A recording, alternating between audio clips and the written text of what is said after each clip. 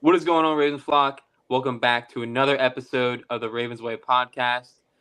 Uh, feeling good, feeling fresh. Been a long time since we had a live Ravens Way podcast. So, um, joining me tonight is Chris. I think you've been on here once. I think so. I don't know, man. I barely remember what I ate yesterday. So, but I think I have though. For sure. But appreciate you joining me on here. And any before we get into the game the game last night, are there any thoughts that you have on free agency moves, trade deadline, just kind of general team well health that you have any strong opinions on? I mean, somebody I was looking at earlier today was Harold Landry, who I think would be interesting. Provide some juice off the edge, and I think the Ravens they have a solid core right now as far as the edge rushers are concerned. But I think if you could add somebody who has the juice and consistency that somebody like Harold Landry has, or I think last year he had a double-digit sacks coming off of that torn ACL. So he's all the way back from that. If you can make the numbers work as far as the contract is concerned, beautiful. I think he has like 2 years left on it. So if they could make that happen, I think that's a move that I think it's under the radar kind of move. Because I know people want Max Crosby, Miles Garrett, and like that's cool. That's fine and dandy on Madden, but I mean, I don't think that's gonna happen. Yeah. The Browns trading in division would be surprising, and then the Ravens forking over 2 first-round picks more than likely for Crosby would also be surprising. I would be down with that for sure. Reddick is I mean not Reddick, excuse me. Landry's someone I've had my eye on a while. That speed rusher archetype and being able to really play around the arc. I like that skill set he has. And I think it would pair nice. It would definitely pair nice with Owe working across from him. Hmm. In terms of names, an edge rusher is certainly something I've been considering in terms of a trade deadline move. I would toss out Ojulari. I do like the idea of Ojulari coming to work in and be that technically refined pass rusher, just to give you that consistent pressure, kind of like Yannick a little bit, to work Hmm. that kind of role. Um, and That was my edge one for that class. it was mine Was as well. It Ojolari. was mine as Yeah, well. And when the Ravens passed on him, even though I knew the medicals, I was like, man, come on. But yeah. um, yeah, that was for sure. That was one of my guys. I know Jake Vogel probably has some strong feelings about him as well. But Oh yeah, that's um, right. Go dogs. yeah, so he's certainly one. And then I would also toss out there Zadarius Smith. I mean, in division trades are wonky. We've seen the Ravens send Wormley to Pittsburgh, and we've seen a couple other trades happen in division. Would The Browns are desperate, though. The Browns are desperate, so that is always something I feel like I'll take into account when it comes to that kind of thing. And if they can free up the cap, they might just say, hey, whatever. Yeah, yeah. So Because Andrew Barry, he's a money guy. Like that's like he's just worried about the money. He's not like, oh, I don't want to trade him into the division, like interdivision. Like he doesn't care about that. for sure. So the only other position I throw out there is wide receiver, just because for strictly depth purposes, I think if they get another guy in the building, because as soon as Flowers went down the other night, I was like, ah, shit, like you clench just a little bit. You clench up. You're like, ah, Hmm. man, okay, well, all right. Aguilar's now wide receiver 2. I guess Wallace is wide receiver 3, and I know that's your guy. And then you slot Tez Walker to wide receiver 4, and you see what you got. But Gets a little dicey. it gets a little dicey for sure. It gets a little dicey. At least for the Ravens defense, I feel a little more comfortable. We're like if the edge rusher group is what it is, I mean, we'll just have to outscore people and hope that someone has a come to Jesus moment and develops. But You know who would um, have been perfect? Tim Patrick. He would have been the perfect fit, man. Tim Patrick. I mean, you watch what he's doing on the Lions, and he's blocking his ass off on the Lions. He's making plays down the field, like he's lining up everywhere, and that's like that's like the type that the Ravens need to like fill in that little spot. Like let's just say if somebody goes down or those Aguilar snaps, like I think Tim Patrick would maximize those Aguilar snaps. Yeah, I'm with you there. He was someone that we've had our eyes on. I feel like for a couple of years now, just in terms of just he's always a trade candidate because he's never healthy. But Mm-hmm. it was never a question about talent when he's healthy. So uh, Jason here is throwing out that he likes Cup. That Cup he can be just a piece or a step up, and a second or third option. Patrick would be a real good fit. Definitely good thoughts there from Jason about Cooper Cup. Do you have any strong feelings on Cooper Cup, Chris? I mean, I love Cooper Cup. Yeah, that's definitely a no-brainer. If you could get that done, then hell yeah, sign me up for that. But the likelihood of that, I'm not too sure. I mean, we know that they loved him when he was coming out of school, so I mean, they might still have that affinity for him. Who knows? But I'm not. I don't. If I had to bet, I would say they're probably not going to do that. But I would love that. I would love Cup. What up, Jason?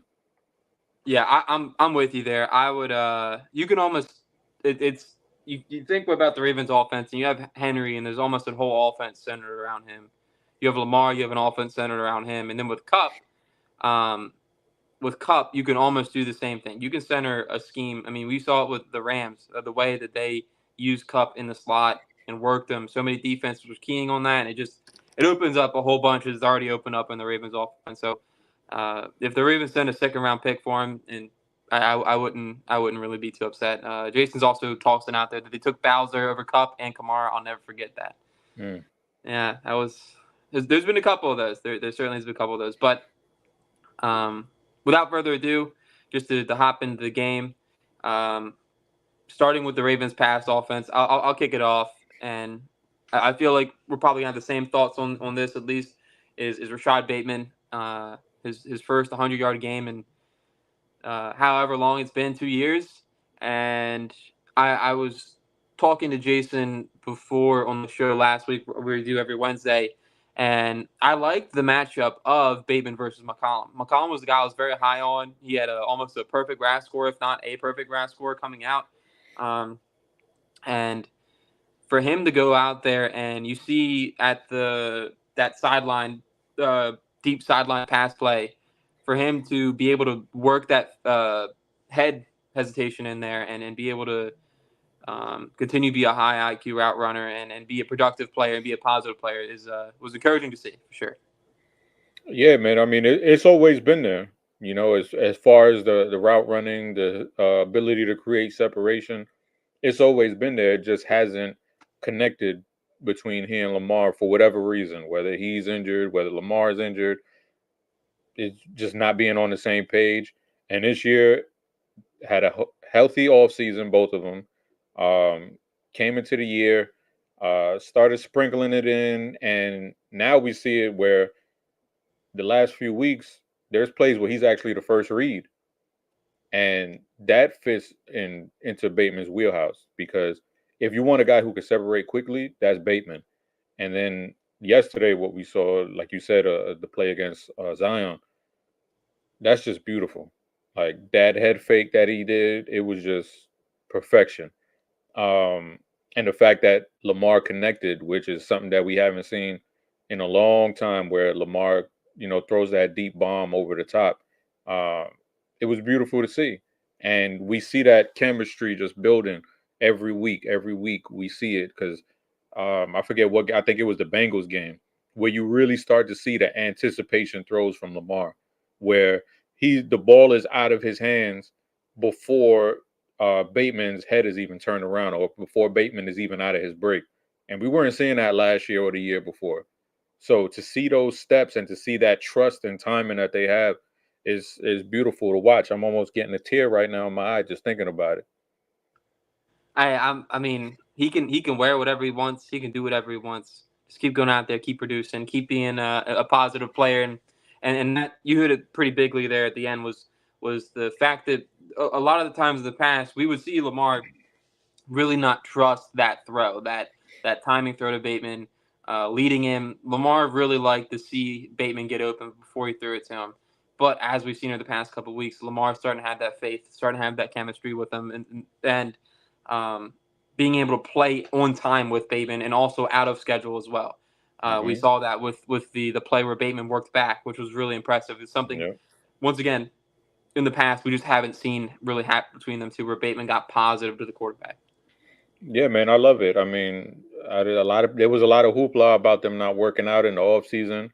We don't know what they did in the off season. We don't know if they got manicures together. We don't know what they did. So, whatever they did is working, and I'm glad to see it finally come to fruition because this is why they drafted him in the first round to, make these kind of plays, to be this kind of separator and route runner. So to see it unfolding is beautiful after all of the kind of turmoil that he's been through because it hasn't been it was a rocky start to his career. So the fact that it's kind of coming together now for him is great to see. For sure. And I know Halloween's coming up, and look, he scores a touchdown next week. I'll wear women's clothes in Halloween and support support with him. Hey man, I Um, might have to bet against him. and do you have any thoughts about the Ravens pass protection? I do want to get your thoughts about that. Do you have any concerns? Do you think Monken's hiding them just a little bit, kind of hiding their flaws? Or do you think if they went out there and had to go 5 on, they could do it? So yeah, of course, Munkin is hiding some of it, but I think that's what the good OCs do. You know, you find out what your deficiencies are, and you work your scheme around that. And I think he's done an incredible job of that over the last few weeks. Um, I think with him doing that, I think the level of play has elevated from everybody across the line. Ronnie's playing at a great level. Makari's playing at a really good level. Linderbaum's playing at a great level. Falele, he's average-ish, but that's a step forward to how he started the year. So I'm fully and Rosengarten. Obviously, there's going to be ups and downs. He's a rookie, second round rookie. We know he's not just going to be in there and be Lane Johnson right away. So I'm encouraged by what I've seen from him. Obviously, there's going to be some hiccups here and there, but um, the O line, it started off rocky, but I really love how they responded to that. Like we saw Linderbaum and Justice Hill kind of have that little mix up with the blitz pickups and everything like that. After that happened, they pretty much cleaned everything up. So the fact that they started off so rocky, it didn't just avalanche into even more, mess ups. They got those mistakes. The communication was on point because there weren't a lot of mix-ups like that because they were calling those same blitzes and the Bucs weren't getting anywhere near close to home. So yeah, I was encouraged by their play, and I've been encouraged by their play for the last few weeks. So bravo to them, bravo to Munkin, and obviously bravo to Lamar because Lamar elevates their play as well. For sure. And then Chris, Jason asked here, any thoughts on Makari versus Voorhees? Yeah, Makari all day. I mean, Voorhees. Falele got a lot of he got a lot of the negativity. Voorhees wasn't that much prettier on the other side. Like Voorhees was still up and down, and it was not pretty from him either. So, the fact that Makari's been over there and been able to stabilize that spot, I mean, shoot, he could be the starter the whole way. In my book, not to say like, oh, Voorhees is trash. He's never going to be good, but this is first year back. Suffered an ACL injury, so you expect that because again, like I said with Rosengarten, this is pretty much Voorhees' rookie season. So you expect those ups and downs, and when you got a guy like Makari who's been in the league, played multiple spots, and it's clear as day that it's been a upgrade. For sure, I'm with you there. I would certainly start Makari the rest of the way out. You want your best 5 pass protectors out there, and they have them out there right now. I don't. Well, you can make a debate about right guard, but um, from what Falele's shown us for the past couple weeks, certainly has been massive step in the right direction. He's doing a lot better against leverage and some of these um, smaller defensive linemen, some of these smaller 3 techs that would get leverage on him and kind of have their way with them. He certainly played a lot better. And last night too, at least to my knowledge of what I remember, I don't remember Vita Vea getting in there and really wrecking the game plan that the Ravens had. So big shout out to the interior three for the Ravens, and then yeah, I'm all for understanding that the Rosengarten is going to have his up and downs for sure, and Hmm. I'm not too concerned about that. And obviously, last player is Ronnie Stanley. I mean, he's playing, he's back at that level. He's playing at that level. I'm sorry, this is my moment. It's my apology. I'm sorry for what I said during 2021. It was out of anger, What'd you but say about Ronnie? I changed the T in his name to C, his last name. So Mm. Stanley instead of Stanley. But yeah, No, that makes me happy as hell that Ronnie's back because I mean I don't think people understand what he went through with his ankle situation. Like that just was not. I remember people calling him soft, and I'm like, yo, this dude can barely walk, and like you talking about he's soft, like there was nerve damage in his ankle. Like that's not soft. Like you can't walk. Like that's the rest of your life. So to see him playing at this level, the fact that he's playing period is crazy. But the fact that he's playing at this level, it just it's a testament to the amount of work that he's put in. So bravo to Stanley and the little curl that he has. Bravo to him, man. for sure, for sure. And then kind of segueing into the Ravens rush offense, I have to highlight the Ravens tight ends because the Ravens are running outside the tackles a lot with some of these tosses, some of these stretches and sweeps. The Ravens tight ends, Isaiah Likely, Mark Andrews, and Ricard and Kolar are all doing a great job at sealing those outside gaps and being able to seal off the edge and open up those 7 and 9 lanes for Derrick Henry to run through, and that's where you see a lot of the big those big runs are kind of tossed left and some of these. It's just it's the Ravens rush offense is taking a big step from what we saw those first couple of weeks, at least week one, and they couldn't really get anything going, and then here we are in week 7 going into week 8, and the Ravens rush offense is back at the top On a historical pace too. for sure. Do you have any thoughts on the Ravens rush offense before we flip? Yeah, man. I mean, it's crazy because a lot of people said, how are they going to get, you know, to the rushing heights that they were with Greg Roman? And it's like, well, it's year 2 of Monken, and right now the Ravens are on a historic pace right now when it comes to their rushing offense. So I think they fared off pretty well without Greg Roman. I think Monken's been able to scheme up some runs himself, and obviously you got Lamar back there, and then Derrick Henry, who the Ravens haven't had a dude this talented in the backfield since Mark Ingram when he was here. So and no shade to Mark Ingram. Mark Ingram was solid, but Derrick Henry is Hall of Fame level type talent. So it's been a perfect marriage, and it's I mean we can't really ask for much more, than what they've done right now. So hopefully that everybody stays healthy and they're able to keep on this track because when they get rolling, it's hard to stop. For sure, and you always have to think about Keaton Mitchell hopefully Mm. returning later in the season and coming back to, I'd say, 75% of what he was last year. I mean, that's just another layer, another way Monken can diversify the run game.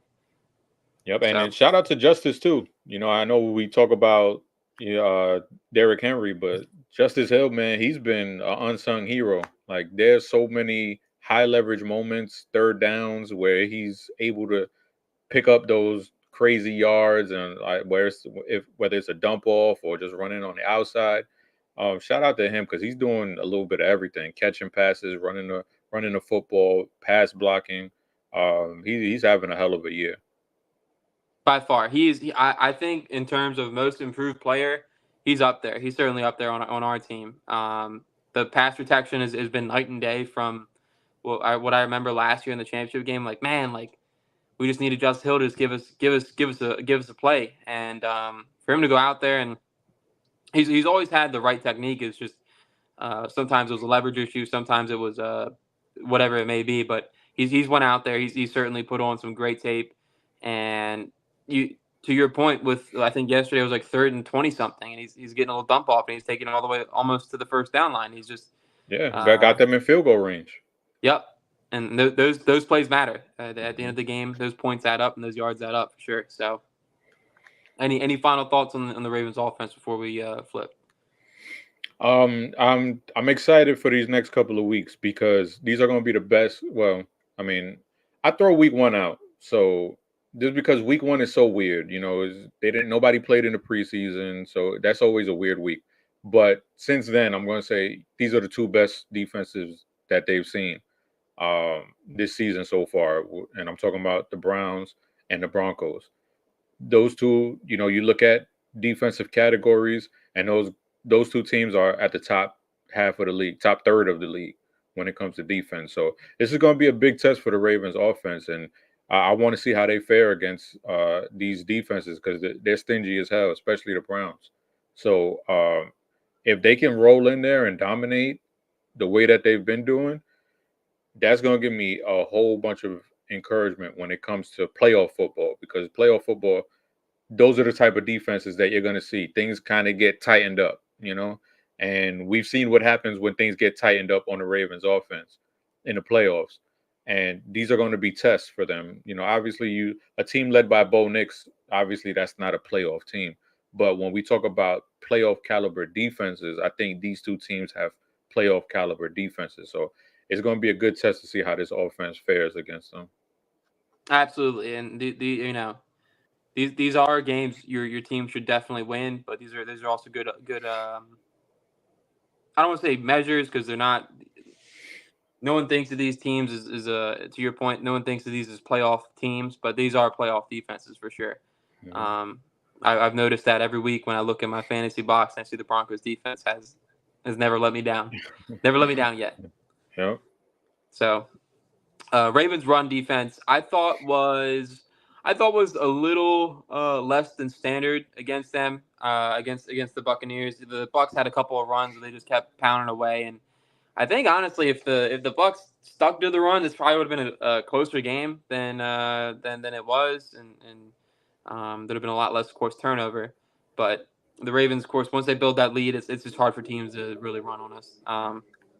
But yeah, I thought the Ravens' rush defense certainly could have looked better. I mean, yeah, you have to highlight is just the linebacker play against the run is not what it was last year, of course, and that was to be expected. Roquan Smith is making tackles, but I don't think in terms of just filling and taking on some blockers um, against the run is just I don't think it's something he's been great at throughout his whole career, especially dating back to college from my my analysis, and then going back to I think last year he was definitely better at it, but it's yeah, he seems slightly slower than he was last year, and it's certainly um, even the Ravens run defense is great. I think it's it's probably number one in the league still. Um, just would like to see a little more impact from him, impact from the linebackers against the run. It's been a while since we've seen one of those linebackers really shoot a gap and make a play. Yeah, man, it was disappointing because this Bucks team, they're not a team that really gets going on the ground game. So the fact that they were able to come out and run the ball the way that they did, I think they ran the ball like 30 times and averaged like 4.2 a carry, and it was just, we're not used to seeing that when it comes to the Ravens defense. Light them up through the air. We've seen that, you know, going back 2 years, when they had the Uber drivers, as Wink said. Uh, so, we've seen that happen, but we know that they put a heavy emphasis on stopping the run first. That's what they prioritize on defense. And I think the Bucks were kind of playing chess a little bit with them. And the Ravens came out and they thought the Bucks were going to come out throwing the ball around all around the yard, and they came out running and they had a ton of success. And like you said, if they would have stuck with that, it might be a completely different game because they were having their way with the Ravens defense on the ground. The ground, the air, it didn't really matter. So I don't. Is it something that's going to be continue to be a problem? I don't know. Because like I said, I feel like the Ravens didn't really think that the Bucks would take that approach. But the fact that they weren't able to adjust and it kept going on throughout the game, When the Bucs did decide to run it, it that could pop up again. We'll see. I mean, they got Nick Chubb coming to town. Um, we're going to see. So hopefully, it's something that they could clean up. I saw Travis Jones didn't play as much as he usually does. I don't know what that's about. I don't know if that's injury related. I don't know if they just want to keep him on a little bit of a pitch count because they've been playing him so much. But hopefully they can clean that up because I can only take one being bad. I can't take both being bad. Like, I can't take the secondary being bad and also the run defense being bad. I just can't do it. I'm with you there. That certainly not the performance you expect from the Ravens run defense, especially when you're playing Michael Pierce more. You assume that their emphasis is on the run defense being better, and it just wasn't. Pierce did have 4 pressures though, so that was nice to see from the hamster ball himself. But Ravens secondary definitely has been harped on a lot throughout the season. They have been bombs away back there, and the issue that I'm consistently seeing week after week is just breakdown in communication, breakdown in pass offs between level 2 and level 3, whether it's the outside corners to the safety, whether it's the linebackers to the middle of the field safeties. It's just there's a lot of coachable, fixable errors that just aren't being coached or fixed. And it's frustrating, you know. The Ravens for a long time has been sold on defense, and for them to be 30th in, I think 31st or 30th in passing defense efficiency, and for them to allow the most passing yards a game, and it's tough. It's tough to see. It's tough to see, especially with all the money and resources they put into it. Yeah, and also the same people who were back there are pretty much who were back there last year are the same people who were back there last year, minus Nate and Eddie Jackson. Those are really the only new faces that are in that secondary. So the fact that they have all of these communication breakdowns and just mental lapses when it comes to responsibilities in the zone, it just doesn't add up. Like, these are veteran guys who have played a full season together. Some have played multiple seasons together, so to see all of these breakdowns continue, obviously coaching has a hand in it, but the players too. Like, you got to know what the hell you're doing out there. Like, you have to know what you're doing out there. Like, Brandon Stevens yesterday not passing off Mike Evans or making sure that he's passed off. Like, that can't happen. Like, that's Mike Evans. That's not Joe Blow from West Bubblefuck University. Like, that's Mike Evans. So it keeps happening week after week after week after week. And I mean, obviously the coaches, I would assume they're addressing it because they're not just seeing this and just being like, no, okay, we're not going to say anything. So I don't understand where the disconnect is because it keeps happening week after week. I don't know if Dean Pease has to put his foot in somebody's ass. I don't know what's going on, but it's just we're going to be in week 8 and the same things are happening. So it is definitely concerning. And if you aren't concerned by now, then bravo to you. But I'm concerned. I'm very concerned. Yeah, I am. This isn't the Mike McDonald experience where it took a couple games to figure it out. These are things that are like, how are we an NFL defense and these things are happening? How am I an NFL defense and I can't figure out how to pass off and cover 2? Like, come on. Especially, Brandon, and to your point, you made a Jesus, you made a good point about some of these guys have played together for a very long time, 2 years, 3 years, um, and they've been in the NFL for a very long time, and for some of these vets to have these simple communication issues and simple breakdowns and coverages, it's not it's not fun to see. It's not fun to see. It's not fun to have the Ravens defense um, be a get right game for everyone besides Josh Allen, apparently everyone besides Josh Allen. Yeah, and I don't know how you fix it at this point. Because like I said, I'm assuming that they're doing behind the scenes stuff, like they're coaching them up or trying to coach them up, but it's just not translating to the field. So whatever they're doing in these coaching points is not working or it's not sticking in their head or the scheme might just be too complicated. Like, keep it simple, stupid. Like, that's what, people have been saying for years. Keep it simple, because when you try to overcomplicate things, that's when, confusion and communication breaks down. So keep things like, these dudes are talented. Like, when you see these big plays happen, it's not like, oh, this guy's a bum, he can't play. It's always like, who the hell was supposed to be there? It's not the Uber drivers that Wink was talking about.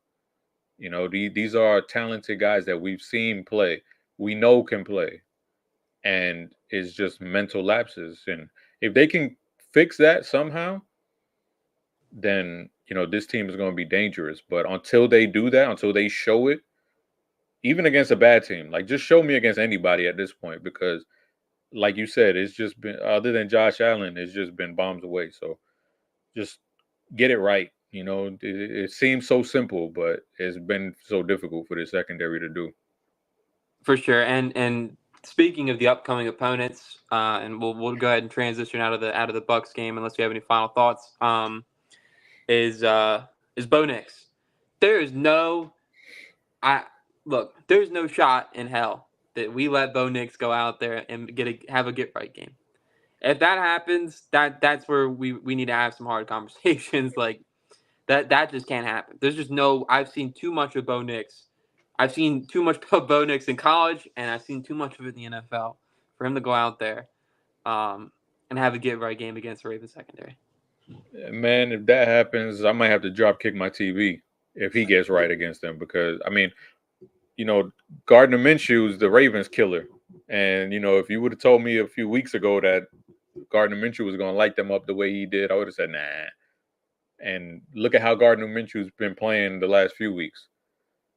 So it's not something that I'm just writing off right away, because like you just said, this secondary it's just been bombs away. So hopefully they can, just get things right against Knicks, and it's not like they have dudes who's really scare you. I mean, Cortland Sutton, he's good, but he's not like a guy who's going to scare you, put fear into your heart. They got Troy Franklin, who they're giving more snaps over there. Whatever. Just get right. Like, this is the perfect offense for you to be going up against if you want to try to get right. In my opinion, a rookie quarterback doesn't have any premier weapons. O-line is shaky. Run game is eh. It's like, this is the perfect get right game for your defense. For sure. And speaking of maybe a get right game to our guy Bateman season here in the comments asking about the Ravens defensive back hands. We'll go ahead and start off with the Browns pass offense, and it was just announced today, actually like 10 minutes before we went live, is that Jameis Winston is the announced starter for the Browns.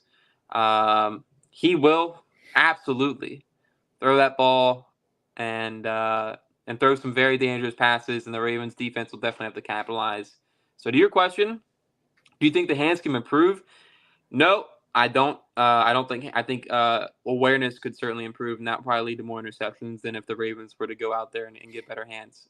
So, Chris, starting off here with the Browns pass offense, Jameis Winston's the starter. What are your thoughts? What do you think of Jerry Jeudy? What do you think of that? What they got going on? I mean, I'm sad. What's his name isn't going to play, Watson, because It should have been us. It should have been us that did that. he was looking god awful, and that would have been a perfect get right game for the defense, because he was not throwing anything. He had no vertical attack. Everything was just little dump offs, play action. Everything was just going like straight to the running back, straight to the tight ends. Like, that's all he was doing. He did not want to get vertical at all. But Jameis, his middle name might be Vertical, because he just is bombs away with Jameis. Like, he wants to air that thing out. Now, the good thing on the Ravens side is the Browns do not have any premier guys on the outside. Jerry Jeudy, like, come on. Who did they get? They got Cedric Tillman involved. They got him involved a little bit, but that was like the first time since they drafted him that they actually got him involved. Which other bum they got over there? They got more, right? Yeah, he's still over there. Yeah, trash. So they just got to worry about Njoku, really. Like that's Njoku and Chubb, obviously. Like those two are the main guys that you got to worry about. But they should not be getting beat vertically by any of these wide receivers that the Browns have. Any of Yeah, them. yeah, they should not be fooled by any sort of double moves, any sort of fades, anything that deep down the field. I mean, the Ravens, there should be no biting on that. I was looking at it earlier, and the Browns. So to your point about Njoku, the Browns rank ninth in intermediate passing, so that 10 to 19 area, and that's where you assume that Njoku gets worked in there, and um, you also have to think about um, if Winston starts going bombs away, how much does that start opening up where the Ravens defense lets that middle of the field kind of start backing up a little bit, and they're trying to play on that deep pass, and that's where the middle of the field could open up. So hopefully, don't see a game script where that really happens. But this is a get right game for at least the Ravens' hands to Bateman season's point.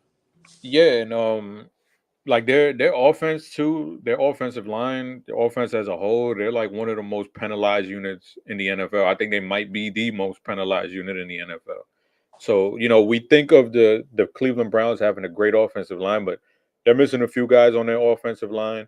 It's been a rough go for them so far this year, and I think this is definitely the right time to be getting them because, like I said, their offensive line is not healthy, and they've been penalized a lot. So we know Jameis likes to hold on to that ball and do crazy things when it comes to him maneuvering around in the pocket.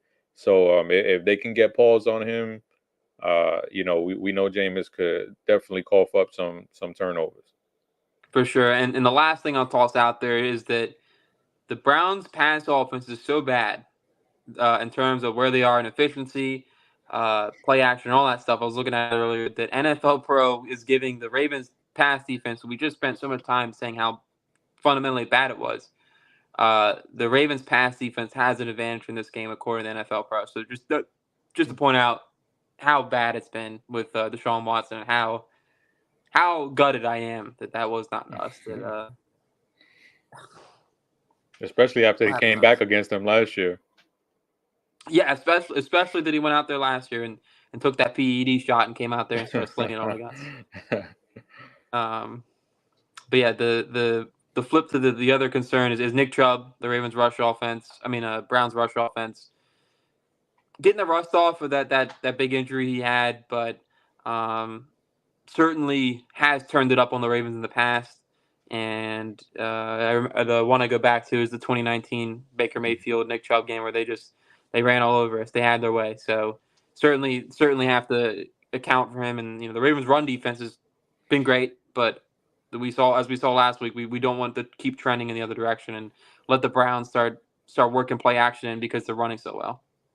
Yeah, hopefully that's just a little blip on the radar, and it's not something that becomes a trend where we see other teams try to copy that and actually have success on the run game against the Ravens. Hopefully they can, you know, close that down because I would understand why they would come into this Bucs game not prepared for the run game as they should be, because you got these two dudes who are killing this season. Who might be probably one of the best pairs in the NFL. Up to last night with Mike Evans and Chris Godwin, RIP Godwin. Um, that sucks. But you know, Browns don't. You don't have to worry about that with the Browns. Like we said, just Njoku and Chubb. Those are the main dudes that you have to worry about. So hopefully, with more emphasis on stopping the run, because we know that they're going to want to run the ball. We know that. Um, but just if the Ravens stop them? Hopefully they can. And like I said, this was just a blip in the radar. For sure. And then flipping to the Ravens pass offense, certainly a great matchup, I think, in terms of how they match up. Defensive line, I think it's going to be a fun, very fun matchup. Myles Garrett is playing as good as he ever has. Uh, Leads the NFL and quick pressures. The quick pressures are under 2.5 seconds. He has 17. Um, and then you think about some of the matchups with Flowers and Bateman versus.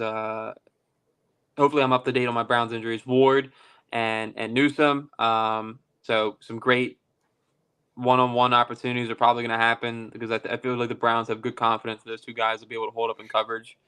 So very, very, very excited and looking forward to that. And then, of course, you have a JOK versus Mark Andrews or Isaiah Likely. So the Browns always had a good secondary, in my opinion, and it's always been great matchups between us in the past. And you add Myles Garrett on top of that. We'll certainly have to double him and don't let him wreck the game because we've seen in the past Myles Garrett has certainly flipped some of our game scripts upside down. Yeah, man. This is gonna be their greatest test so far when it comes to facing the defense because they have so many dudes who just can wreck a game for you. JOK he doesn't get the pub that he should, but that dude he's a missile, and he's been a pain in the ass. I know, Mike Crawford, shout out Mike Crawford. That was his dude, when he was coming out of school. And when they drafted him, Mike was like, "Ooh, that could be a problem." Because it's hard to find linebackers that have that kind of speed and those kind of instincts. And we've seen JOK give Lamar some trouble in the past. So that's a dude who you don't really have to worry about when it comes to spying Lamar or, just keeping an eye on him or, if he takes a wrong step, being able to recover. And, we've seen the Ravens be able to take advantage of linebackers. And, they're going to try to do the same thing with him. But this dude is just a super athlete. And, obviously Myles Garrett, I don't even have to say anything about him and just the way that he can take over a game. So it's going to be a fun matchup. I can't wait to see how Monken attacks this defense because, like you said, there's talent on every level of this defense. So it's Monken's been playing a great game of chess against defenses where he has them guessing, has them off balance, has them thinking. Because when you have to think on the field, you're going to be slower. So he's been doing a great job of that. So I'm really excited to see how he fares against this defense and the scheme that they run. For sure, and I think some of the matchup advantages that we've had in the past couple of weeks is not going to be there. There's not going to be Tampa Bay's fifth string UDFA corner out there. It's going to be two, three, even four very talented guys out there to be able to play corner against us and match up well and be able to last a full game. So Monk is going to have to get in his bag. And I think that's definitely going to start with Derrick Henry and establishing that run. The Browns have just, for the longest time that I've been a Ravens fan, the Browns have not had a great interior run defense. They've thrown a lot of picks and bodies at that Siaki Ika, big defensive tackle to Baylor. They cut, so they've continuously thrown darts at it and they've continuously missed. I remember looking at it earlier from on NFL Pro that the Browns are still bad run defense. The Ravens, they gave the Ravens to the NFL Pro. I don't, sir, Chris. I don't know if you've looked at it on NFL Pro, but they give advantages and whatever their metrics are that measure how successful Ravens are in interior runs, outside runs, and then those advantages are starred. So a 1-star advantage, the Ravens might have like a couple spots ahead. 2-star, so on and so forth. I think the Ravens had at least 4-star advantages for interior runs on that play. So I'm hoping that Monk can get that pin and pull type of combo block runs going, and then work play action off that. Yeah, man, for sure. And if we have to, man, get Lamar blocking in there because we saw him last night. Yeah, that was the fastest I've seen Lamar run. Lamar won't run fast catching his own pass. He won't run fast running a read option. But if he has a chance to go up there and block for somebody just to show he's fast, he'll do it. Hell yeah. Um, So yeah, if you have any final thoughts here on the Browns, I think that just about does it. Yeah, man, I'm really excited about this game. Just I want to see this team tested when it comes to good defenses that play sound football, because that's what you're going to see in the playoffs at some point. So divisional game, I'm excited as hell to see the answers, or the possible answers that Monken has for this defense, and for Lamar to just continue doing what he's been doing. For sure, definitely some great points there about the biggest test for sure. I mean, week 1, obviously we don't count it. Everything since then, we've just fugazi. All those defenses not been great. They've been injured and been beat down and broken up. So this is certainly the healthiest defense I think we'll face. And it is just one of you got to beat them. You can't. I'm sure they're riding off the high of scoring 35 points almost in like 4 straight games, but they can't overlook these two opponents. They still have to stay focused, in my opinion, and go out there and play a solid, sound football game. The turnovers and the penalties are still very bothersome that the Ravens are continuously having them, but they got to fix it up. They got to fix it up. Mm-hmm. So without further ado, Chris, I appreciate you joining. It's always good talking as always. Appreciate you having me, man. Absolutely. And we will appreciate everyone for joining as well. Jason and Tony and Bateman Season in the comments. I'll see you guys next time. Peace.